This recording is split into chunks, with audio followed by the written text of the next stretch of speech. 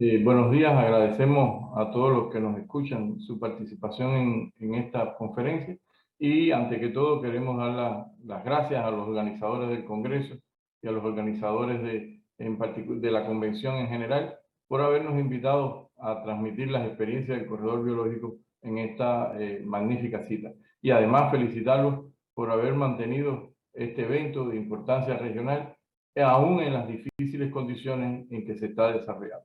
Muchas gracias y comenzamos con la conferencia con dos preguntas. Dos preguntas que nos acercarán a por qué el corredor biológico en el Caribe. Una primera pregunta es ¿por qué necesitamos de un corredor biológico en el Caribe? ¿Cuáles son las causas que nos llevaron ya hace algunos años a empezar el diseño y a trabajar todos estos años en su consolidación? Un primer elemento a considerar es que el Caribe insular es uno de los puntos calientes o hotspot más importantes para la conservación identificados a nivel global. Este tiene características particulares, como su pequeña superficie, su fragmentación natural en islas, sus altas densidades poblacionales, su historia común de extensas e intensas transformaciones de la naturaleza y su ubicación geográfica, como diría un amigo, en el medio de todo. ¿Cuáles son los elementos fundamentales para que el Caribe insular sea considerado como un hotspot de importancia global? Bueno, primero podemos analizar dos componentes, que como el yin y el yang son contrarios pero están estrechamente vinculados. Un primer componente, y que vamos a mostrar ahora, es el número de especies endémicas que tiene el Caribe. Vemos que hay 4 grupos de los cuales tenemos información y que están comparados sus valores absolutos de endemismo contra el resto de los países del mundo. En plantas con flores, 7.868, casi 7.900 especies endémicas que solo están presentes en el Caribe. Tiene un alto valor y es representativo de la importancia que tiene para la conservación de la biodiversidad mundial. Algo similar ocurre con los restantes grupos. El caso excepcional es el caso de los reptiles, que con casi 500 endémicos solamente superado por Australia, la isla continente, y ocupamos el segundo lugar. Las aves del Caribe insular también tienen un valor significativo, 172 especies que solo viven en estas islas, y tenemos el quinto lugar a nivel de la biodiversidad global. Y por último, los anfibios, en octavo lugar, con una cifra también muy alta y con la particularidad que en este caso hay zonas como Pico Macaya en Haití que tiene una de las mayores riquezas de especies endémicas locales a nivel mundial. Todo esto que mencionamos está solo en el 0,15% de la superficie terrestre. Es increíble estos valores y eso es una de las causas por lo que lo lleva a ser considerado como un hotspot y una de las causas por las cuales se trabaja y se piensa y se actúa y se trata de llevar cada vez más adelante un pensamiento colectivo. Esto genera un reto significativo en la conservación, pues el número de especies endémicas y particularmente las endémicas locales es muy alto, con una distribución muy diferente entre las especies.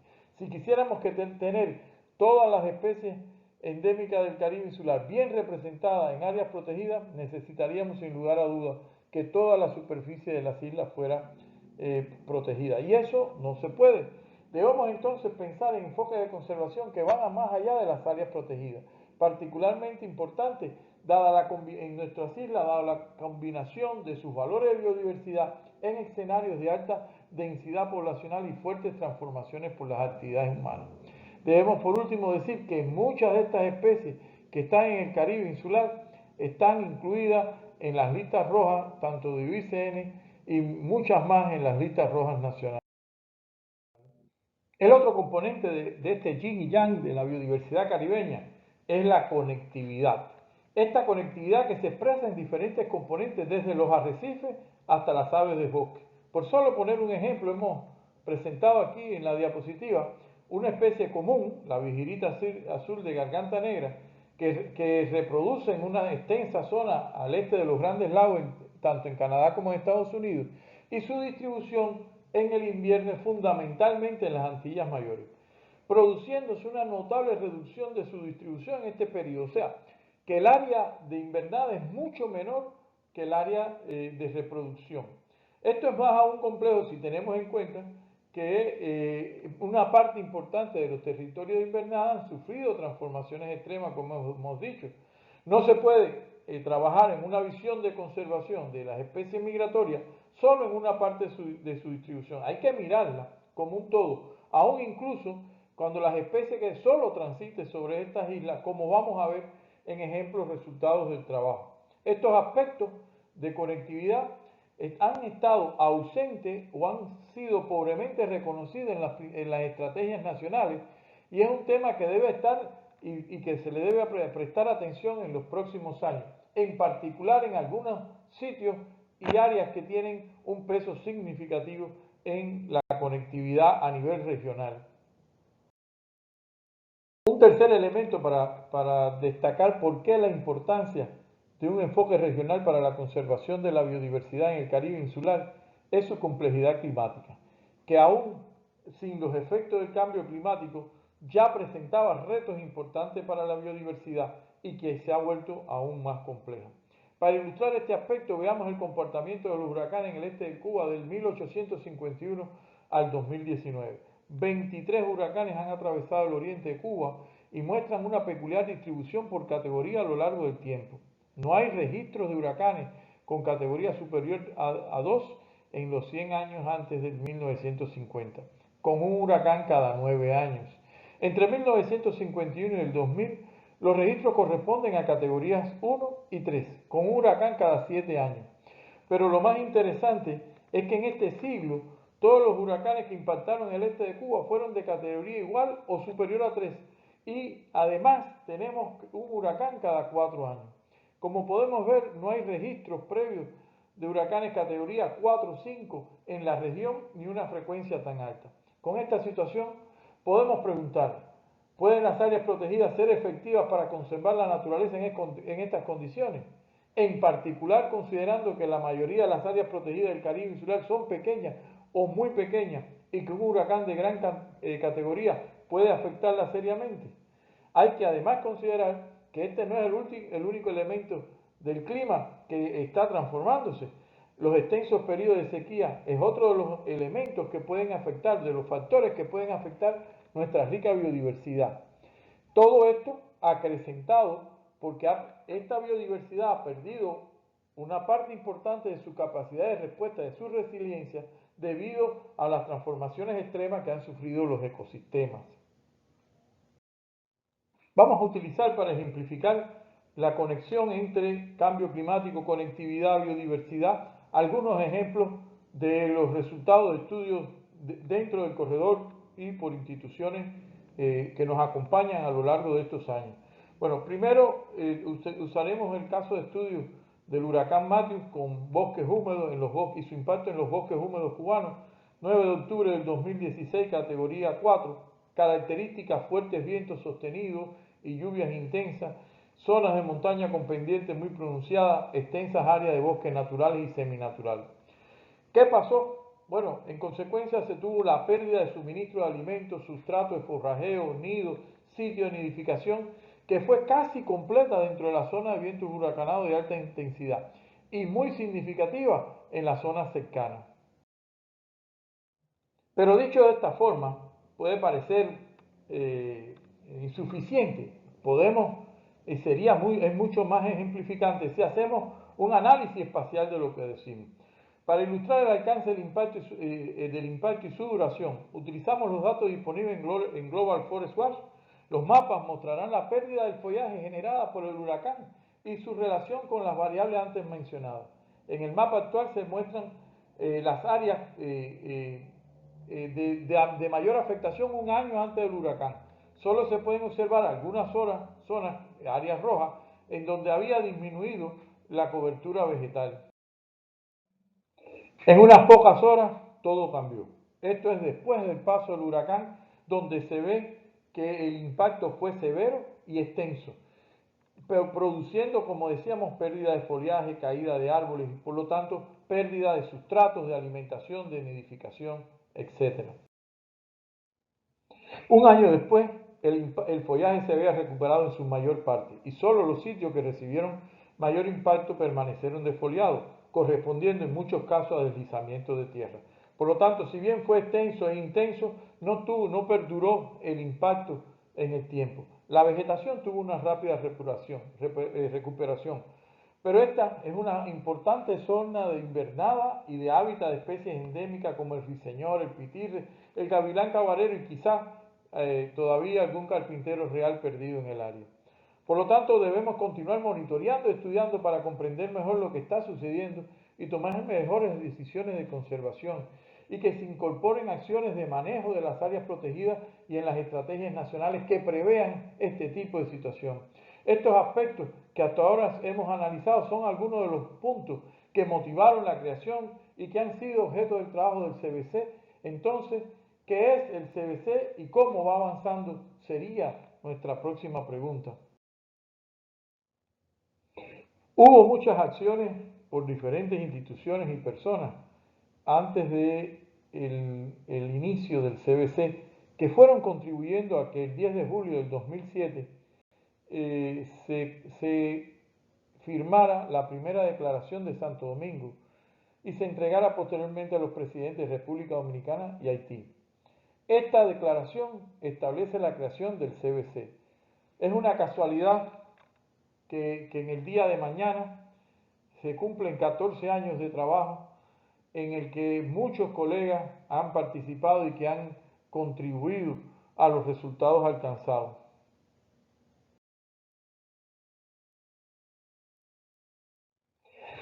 Esta declaración, la primera declaración de Santo Domingo, decía que el corredor biológico en el Caribe se concebía para facilitar la relación ser humano-naturaleza, proporcionar conectividad entre paisaje, ecosistema, hábitat y cultura, y contribuir al mantenimiento de la diversidad biológica, de los procesos ecológicos, los servicios ambientales y el desarrollo sostenible.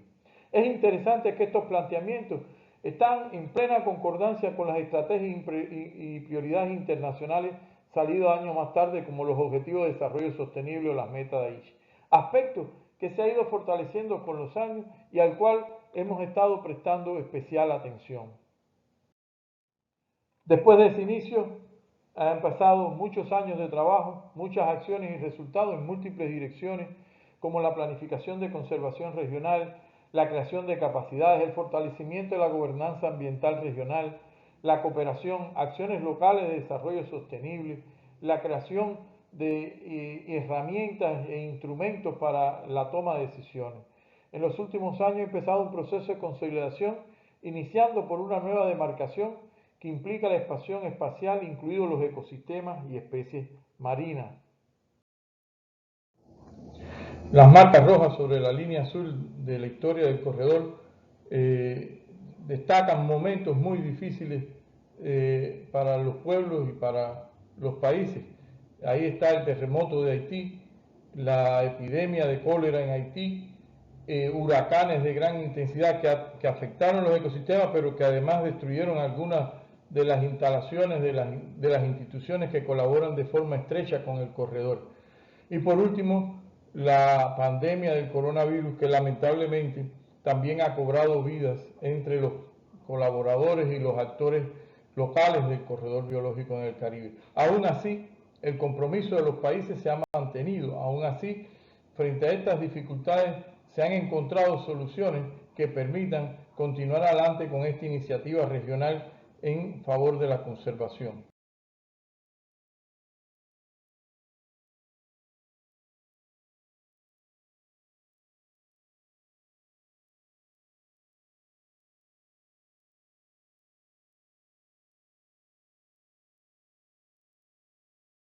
El objetivo del corredor biológico dice construir un enfoque regional institucional fuerte y sostenido colectivamente para la conservación y manejo de la biodiversidad terrestre y marina compartida y de importancia regional en las islas del Caribe, que contribuya tanto a las metas de conservación global como a las prioridades nacionales y a la reducción de la pobreza en la región.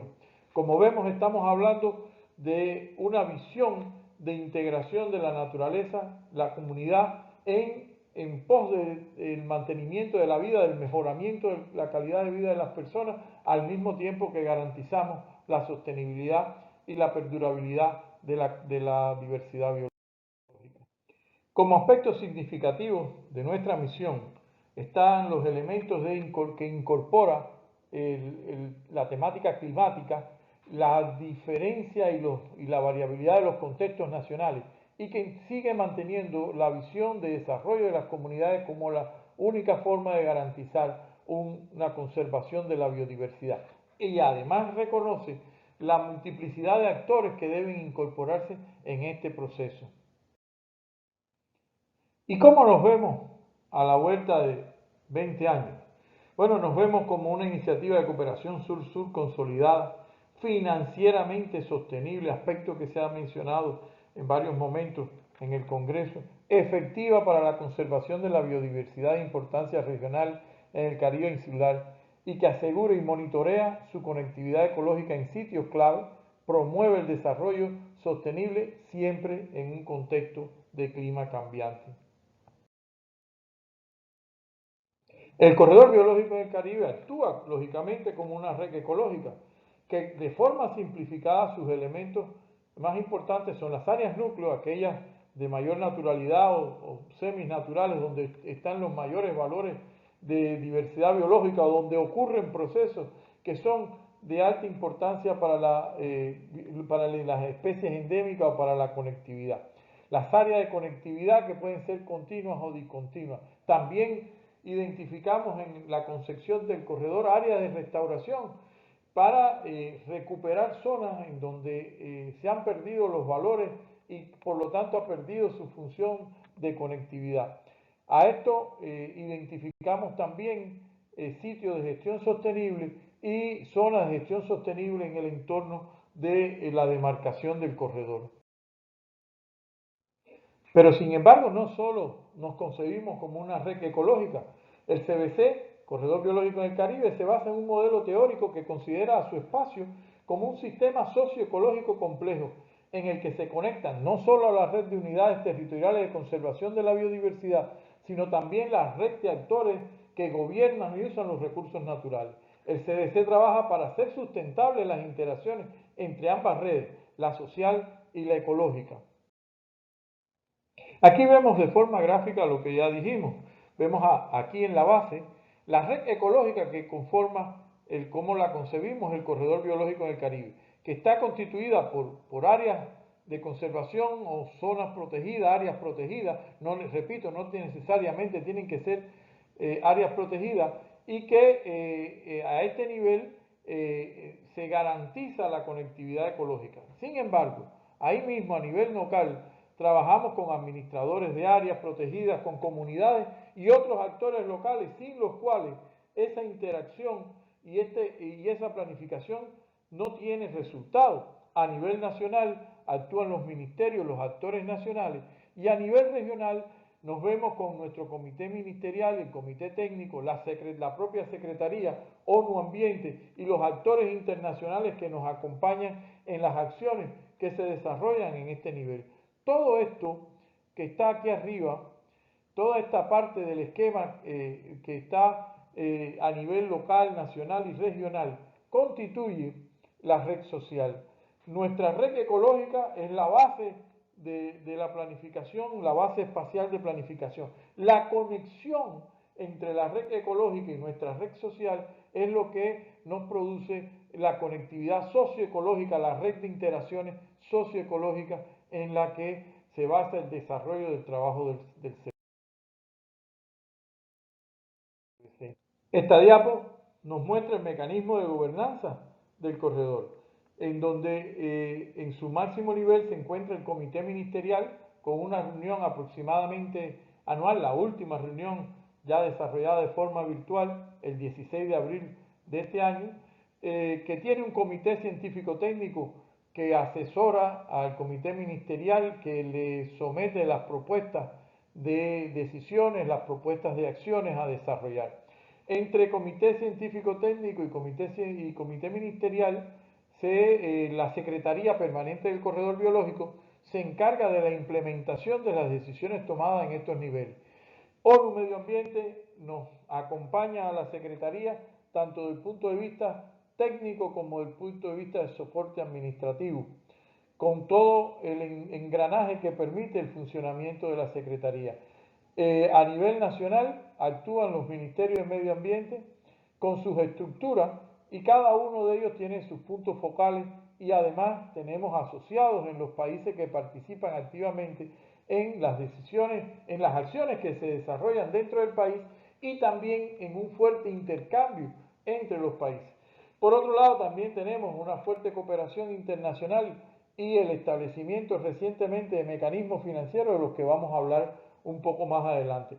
En los comités ministeriales y en los comités científico-técnicos participan los representantes de cada uno de los países, así como invitados de organizaciones no gubernamentales, sociedad civil y otros actores que son de importancia para el desarrollo de las acciones en el territorio del corredor. Esta diapo es muy importante para comprender el funcionamiento del corredor biológico en el Caribe. El CBC se concibe como una plataforma de cooperación sur-sur, en la cual se promueven sus principios y prioridades. La Secretaría desarrolla proyectos propios, pero estimula a todos los actores que quieren contribuir a esos principios y prioridades a que desarrollen sus propios proyectos, ya sea de conjunto con la Secretaría como proyectos asociados o como proyectos totalmente independientes. Para comprender mejor esto, bueno, la Secretaría hoy desarrolla proyectos como el proyecto de fortalecimiento del corredor biológico en el Caribe, financiado por la Unión Europea y con el soporte también del programa de las Naciones Unidas para el Medio Ambiente. Pero hay proyectos que se desarrollan bajo la coordinación con otras instituciones, como el proyecto desarrollado por Oro Verde y Agroacción Alemana para la adaptación basada en ecosistemas en comunidades del corredor biológico del Caribe, que tiene una estrecha relación con nuestros principios y prioridades y que se desarrolla de forma coordinada. Pero también hay otros conjuntos de proyectos que dan respuesta a nuestros principios y prioridades y aunque no son directamente coordinados o no pasan por nuestros mecanismos de gobernanza, sus resultados son de alto valor para el cumplimiento de esos principios y prioridades que tiene el corredor biológico en el Caribe, como es el caso del proyecto que en estos días hemos tenido el placer de escuchar sus resultados de Conectando Paisajes en el caso de Cuba.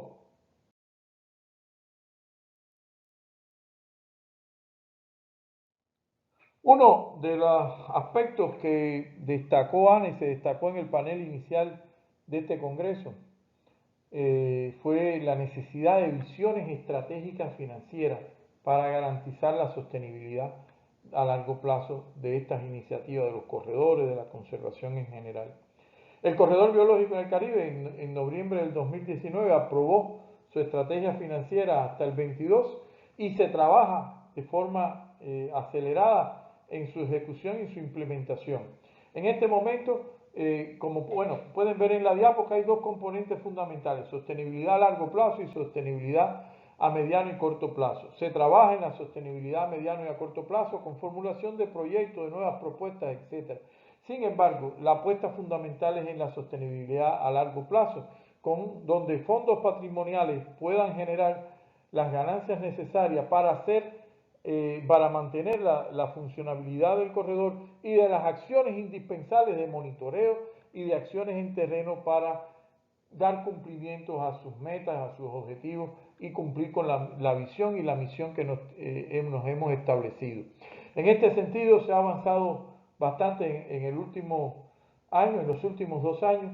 Tenemos un muy buen acuerdo ya con el Fondo de Biodiversidad del Caribe para el establecimiento de una cuenta independiente para el corredor biológico del Caribe y se ha trabajado de conjunto con el PENUMA en el establecimiento también de un fondo propio para el corredor biológico en el Caribe. Aspectos que debemos seguir profundizando, pero que consideramos que son de extraordinaria importancia para que tengamos que solidificarlo y consolidarlo a largo plazo para poder garantizar la existencia de la iniciativa del corredor y de las acciones que se desarrollan en terreno, que es en definitiva lo más importante que debemos preservar.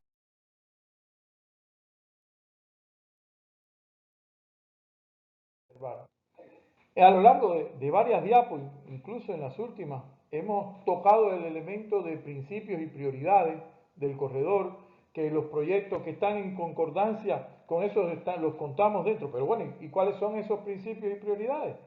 ¿Qué es lo que está impulsando el corredor en estos momentos? En los objetivos, misión, visión y en algunas de las diapos anteriores hablábamos de que el CBC debe asegurar la conectividad de importancia regional. ¿Y qué concebimos como de importancia regional? El CBC debe asegurar la conservación de los valores más representativos de la biodiversidad. ¿Y cuáles son esos? Y por último, el CBC debe asegurar la conservación en un clima cambiante. ¿Cómo hacemos eso? ¿Cómo se garantiza eso? Algunos de estos elementos los podrán, yo había olvidado decir que he ido poniendo los links a nuestra página web donde todos los documentos o resultados que hemos ido mostrando y mencionando están recogidos, y ahí hay un documento que dice prioridades de conservación y al cual vamos a tocar algunos de los aspectos fundamentales para que ustedes tengan idea cómo son y cuáles son esas prioridades y qué es lo que el corredor identifica como muy importante en esto. Pues comenzando les diré que el proceso de definición no fue nada fácil, fue bien complejo, nos ha costado más de 2 años de trabajo y partió de la identificación de objetos de filtro fino con alguna definición general que eran especies migratorias de alta área de residencia, dispersoras a escala regional, endémicas altamente amenazadas y especies muy vulnerables al cambio climático. Todo ese proceso, que repito, fue complejo y que lo pueden encontrar en detalle en la información que les mencioné anteriormente, que están los links, nos llevó a identificar los siguientes. Se identificaron como objetos de filtro fino 14 especies o grupos de especies, que incluyen especies de corales, 8 especies de peces, 115 anfibios, 9 reptiles, 4 aves y 7 mamíferos. Los detalles de todo este proceso, lo vuelvo a repetir, está en el documento que está mencionado. Y también tengo que decir que esto es un proceso que no termina, que se pueden incorporar nuevos objetos de conservación de filtro fino, pero que teníamos que fijar una primera aproximación que nos permitiera trabajar en la dirección de la conservación de esas especies e ir perfeccionando la selección de objetos de conservación con el desarrollo del trabajo. Como segundo paso del análisis estuvo el análisis de los objetos de conservación de filtro grueso, considerando como tal ecosistemas clave para la conectividad o representativos de las ecorregiones prioritarias y resilientes al cambio climático. También el proceso fue amplio, fue meticuloso y se llegó a las consideraciones, a las presentaciones de los ecosistemas como objeto de filtro grueso que les mostraremos a continuación. Los mapas que mostramos a continuación mostrarán los 4 grupos de objetos de conservación de filtro grueso identificados, mostrando aquellos lugares donde se consideró como prioridad alta y muy alta la incorporación o la conservación de estos ecosistemas por su importancia regional. En el proceso de clasificación hubo prioridades bajas, baja, alta y muy alta, pero aquí estamos mostrando aquellos que quedaron con los valores más altos de prioridad.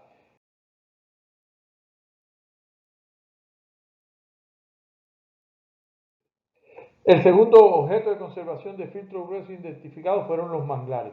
Aunque pueda parecer que en la Española, Jamaica y Puerto Rico no hay manglares, es que son muy pequeños y en la gran mayoría están en prioridad alta, no en prioridad muy alta. Pero aquí volvemos al por qué la necesidad de un análisis regional de conservación, porque los manglares de Cuba, en este caso, tienen una importancia extraordinaria desde el punto de vista regional de la conservación regional y por lo tanto también de los servicios ambientales que brindan estos manglares para toda la zona, tanto al sur como al norte del archipiélago cubano. El tercer objeto de conservación de filtro grueso fueron los bosques húmedos y pinares, cuya distribución se ve en el esquema. Y por último, tenemos los bosques secos y matorrales xerófitos, que su distribución, como vemos, con 2 núcleos fundamentales, uno en el sur, sur de Cuba, en la zona semidesértica entre Baconao y Maicí, y la otra en Jaragua, en el sur de La Española, que son los núcleos más importantes y que constituyen al mismo tiempo áreas de importancia tanto para la conectividad como para la conservación de especies endémicas. Con esto teníamos entonces ya nuestros objetos de conservación de filtro fino y nuestros objetos de conservación de filtro grueso. A partir de esto empezamos a hacer entonces el proceso de definición espacial de la demarcación del corredor en dos de sus componentes, áreas núcleo y zonas de conectividad. Recordemos o precisemos un poco todo el proceso. Se inició con los criterios de selección y prioridades de conservación que íbamos a aplicar, la posterior aplicación de estos criterios y la selección de las prioridades que nos llevó a la identificación de los objetos de filtro fino y objetos de filtro grueso que fueron aprobados en comité ministerial en el 2019. El proceso continuó y a partir de estos objetos de conservación establecimos los criterios para determinar los elementos de la demarcación y la propuesta de demarcación fue sometida en abril del 2021 al comité técnico y posteriormente al comité ministerial y se estableció, se aprobó quedando la nueva demarcación. ¿Quiere decir que esto no es un proceso, que es un proceso terminado? No, para nada. La propia concepción del corredor y de su documento normativo de noviembre del 2014 establece que la demarcación tiene que ser revisada periódicamente y adaptada tanto a los nuevos niveles de conocimiento como a las nuevas situaciones. Y es un proceso permanente. Los documentos fundamentales que nos esclarecen todo el proceso están, como he mencionado, aquí en la parte inferior de la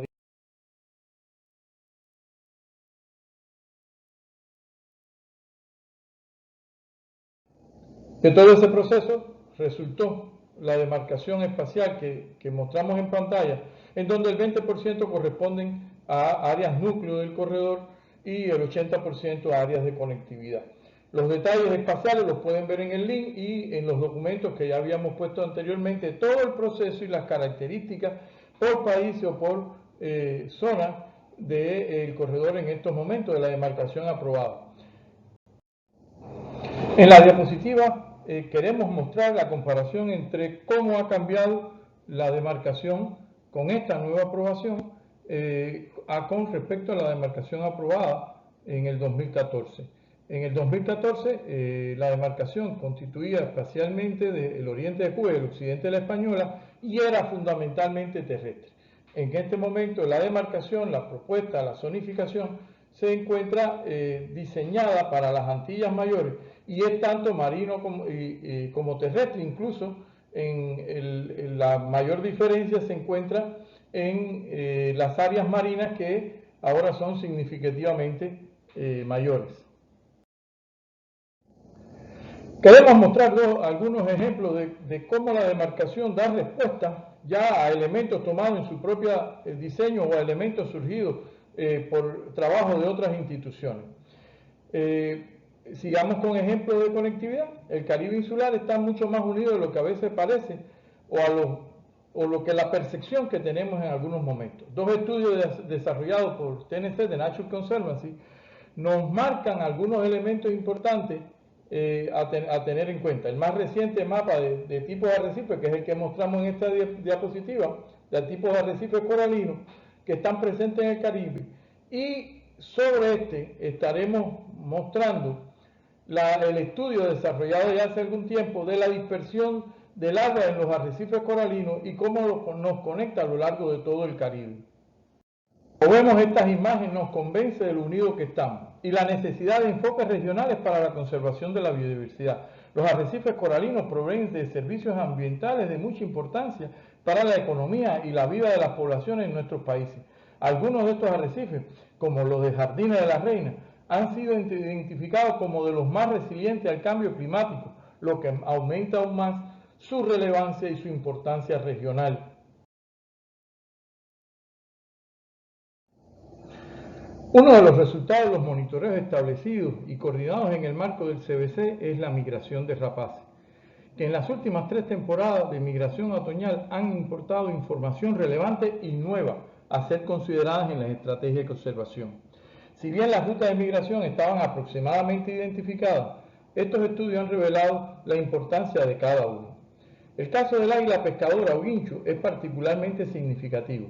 Los puntos rojos nos muestran los lugares donde se realizan conteos o monitoreos en general a lo largo del continente, y solo hemos seleccionado aquellos con mayores valores. El tamaño del símbolo es proporcional al número de individuos observados por hora. Como es evidente, hay puntos en el oriente de Cuba y en el sur de la Española con valores significativos que marcan notables diferencias con los restantes. Veamos en la siguiente diapo detalles de esto.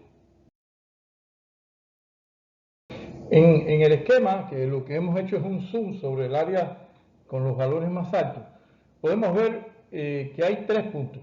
Gran Piedra con 26 aves por hora, 26 guinchos por hora, Caleta con 38 guinchos por hora de observación y Cabo Pequeño en República Dominicana con 34 aves por hora. ¿Qué nos indica esto? Bueno, indiscutiblemente estamos en la principal ruta migratoria, pero aquí en Caleta y en Gran Piedra ya se viene produciendo una concentración de individuos que en Caleta alcanza su máxima expresión. Es un cuello de botella, un lugar de alta concentración, que implica visiones de conservación nuevas, visiones que sobre ese espacio debemos tener especial atención. Recuerden además que es de los lugares en donde en los últimos años hemos tenido incidencia de migración. Y de este punto no se conocía, este punto se conocía con anterioridad, este punto es resultado de los actuales trabajos y este también es resultado de los actuales trabajos. Pero dicho así, puede parecer, bueno, ¿y los restantes? Bueno, aquí la tabla que tenemos ahora marca la zona en blanca, los sitios de mayor valores de conteo en el continente, en todo el continente en América. Como vemos, 4 puntos están por encima de esos valores y algunos muy por encima de esos valores, siendo estos récords, valores récords mundiales para la observación de esta especie y marcando al mismo tiempo un nuevo enfoque y una nueva necesidad de concepción de conservación en estos momentos de concentración, con una aproximación de nuevos tipos de enfoque de conservación. Todo esto ha sido incluido ya en la demarcación y está concebido dentro de las acciones que en cada uno de los lugares ha sido tomada o debe ser tomada en cuenta en el futuro cercano.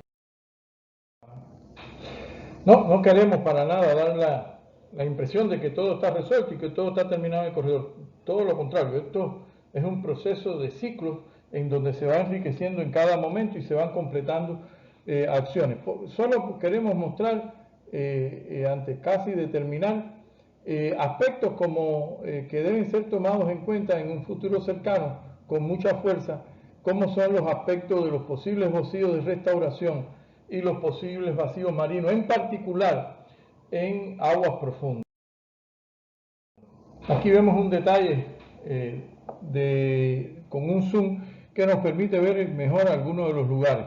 Bueno, las aguas profundas al sur de Oriente, que son un vacío de análisis y de conservación. Esta zona comprendida entre el Maicí y Haití y partes de Haití que han sido ya identificadas como zonas importantes para mamíferos marinos y que deben ser también analizadas en el futuro cercano. Pero quizás lo más importante que tenemos por delante es la identificación y la definición precisa de zonas de restauración, en particular en Haití.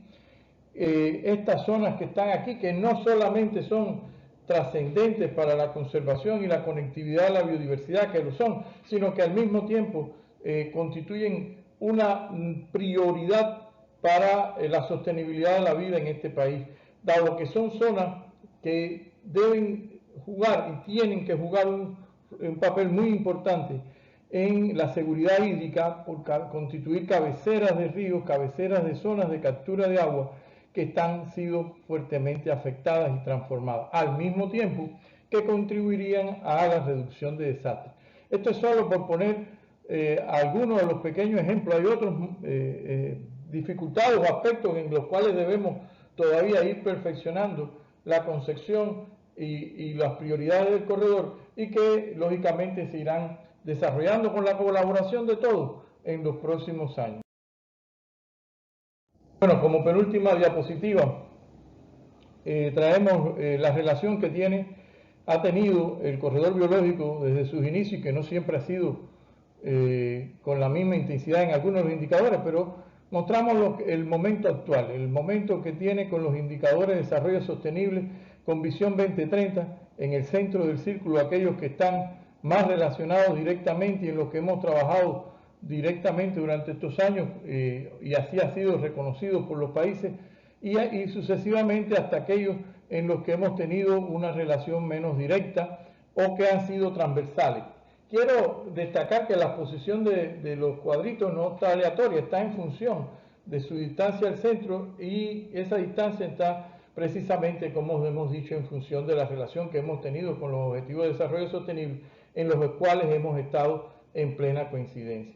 El otro aspecto en el que ha estado trabajando el corredor muy estrechamente con los países son en sus estrategias nacionales y planes de acción, aspectos en los que hemos contribuido incorporando la dimensión de conectividad cada vez que ha sido posible, incluso con casos de estudio sobre aspectos concretos.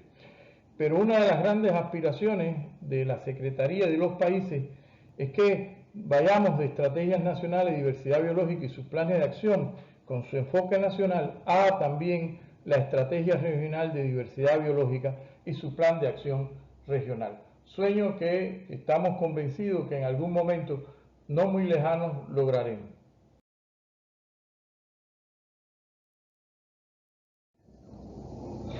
Quiero aprovechar nuevamente para felicitar a los organizadores, y algunos de mis colegas me ayudaron a preparar un análisis de los trabajos presentados en los congresos de áreas protegidas y biodiversidad, los que más cercanos estaban con nosotros.